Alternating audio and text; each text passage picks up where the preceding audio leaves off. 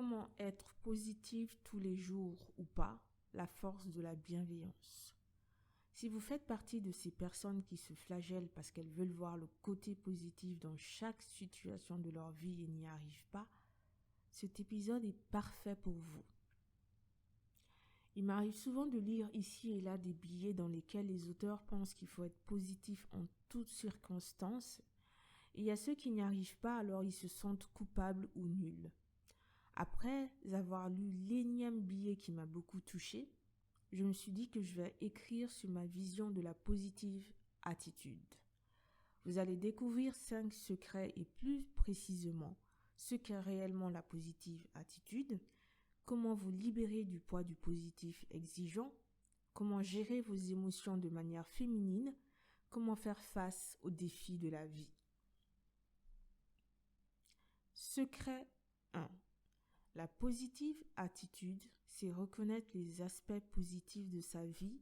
Ce n'est pas voir le positif en toutes circonstances. La positive attitude, c'est reconnaître que certains aspects de votre vie valent la peine d'être reconnaissante, joyeuse ou heureuse.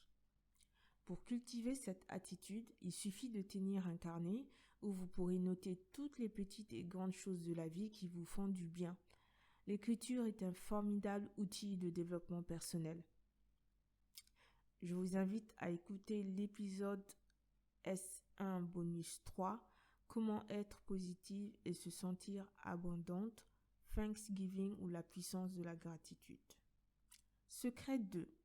Il y a certaines circonstances de votre vie où vous ne verrez aucun aspect positif et ça, il faut l'accepter. C'est inutile de se mettre la pression pour trouver un côté positif. Et ces circonstances seront différentes pour chacune d'entre nous. Une situation peut être éprouvante pour Julie et ne le serait pas forcément pour Leila, à chacune son épée de Damoclès. On peut être une personne positive et ne pas voir le positif dans certaines situations, c'est tout à fait normal. Secret 3. Il est temps d'être bienveillante envers vous-même. Il est temps d'être gentil avec vous-même et d'arrêter de suivre des règles de vie exigeantes qui vous pourrissent la vie ou qui vous épuisent. Donnez-vous la permission de ne pas être tout le temps joyeuse, positive ou souriante. Donnez-vous la permission d'accepter et de ressentir vos émotions de colère, de tristesse, de honte ou de culpabilité. Secret 4.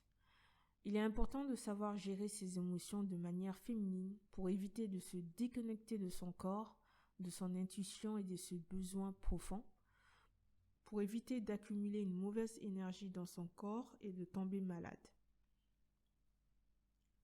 Vous vivez une situation éprouvante dans laquelle vous ressentez de la tristesse, de la colère, du désespoir. Suivez ces 3 étapes pour gérer votre émotion. Étape 1, ne retenez pas l'émotion. Acceptez-la et laissez votre corps la vivre sans jugement et sans analyse.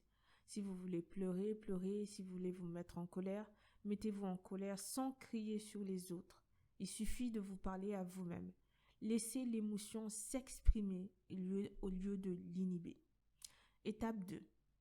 Essayez de reconnaître l'émotion que vous vivez. Ne vous flagellez pas. Toute émotion est un messager important. Pour vous aider, n'hésitez pas à écrire ce que vous traversez dans un cahier. L'écriture est un formidable outil de thérapie personnelle. Étape 3. De quoi avez-vous besoin? Suivez ce que votre corps ou votre intuition vous dit. Vous aurez du mal si vous n'êtes pas habitué à prendre soin de vous, mais il faut bien commencer un jour.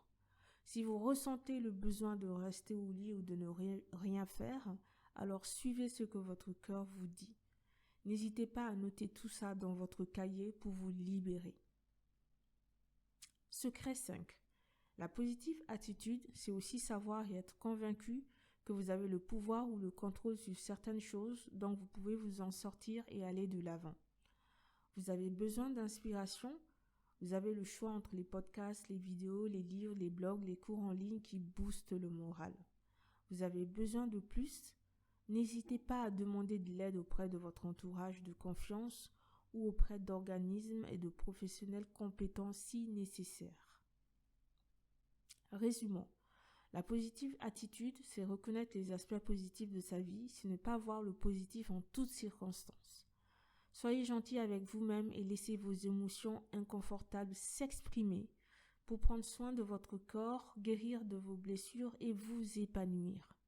Pour les cas les plus difficiles, sachez que vous avez le pouvoir de vous en sortir et d'aller de l'avant. Voici une petite citation de William Ernest Henley. Nombreux les châtiments infâmes, je suis le maître de mon destin, je suis le capitaine de mon âme.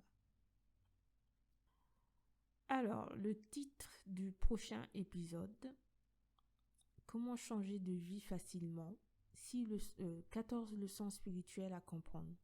Sachez que j'aurais voulu savoir ces choses avant de commencer mon aventure personnelle 6 ans plus tôt. Si vous rêvez de changer de vie et de prendre soin de vous, vous devez connaître ces leçons pour que votre aventure féminine soit plus simple.